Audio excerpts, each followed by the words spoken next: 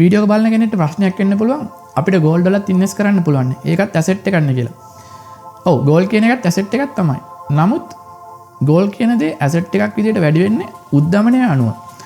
උදාහරණයකට හිතන්න ඔයා ගාව පවුමක ගෝල්ඩ් තියෙනවනම් ඒක කාලෙත් එක්ක ඔයාලට තව පවුමක් වැඩි වෙන්නේ නැහනේ. ඒ කියන්නේ වටිනාකම විතරයි වැඩි වෙන්නේ. ඔයාලට ගෝල්ඩ් වලින් තව ගෝල්ඩ් එකක් එක්ස්ට්‍රා ඇඩ් වෙන්නේ නැහැ ඔයාගේ ඒ තියෙන පවුමට. ඉතින් ඔයා රියල් එස්ටේට් වල ඉන්වෙස්ට් කරොත් ඒ කියන්නේ ගයක් අරන් කුලියට දුන්නොත් ඔයාලට මාසිකව පැසිව් ඉන්කම් එකක් එනවා. ඔයා ස්ටොක් මාකට් එකේ ඇසෙට් එක ඒ කියන්නේ කම්පැනි එක ආයෝජනය කරොත් ඔයාට ඩිවිඩන්ඩ් ඒ කියන්නේ ලාභාංශ එනවා. ඊට අමතරව ඒ ගත්ත ෂෙයා එකේ වටිනාකම අවුරුද්දෙන් අවුරුද්ද වැඩි වෙනවා. ඉතින් ඔය වගේ. නමුත් ඔයා ගෝල්ඩ් වල ඉන්වෙස්ට් කරොත් වෙලස්න කිව්වාගේ ඔයාගේ පවුමක් නම් තියෙන්නේ. ඒ පවුම විතරයි. ඒක වටිනාකම වැඩි වෙයි කාලයත් එක්ක උද්දමනය හා සාපේක්ෂිතව.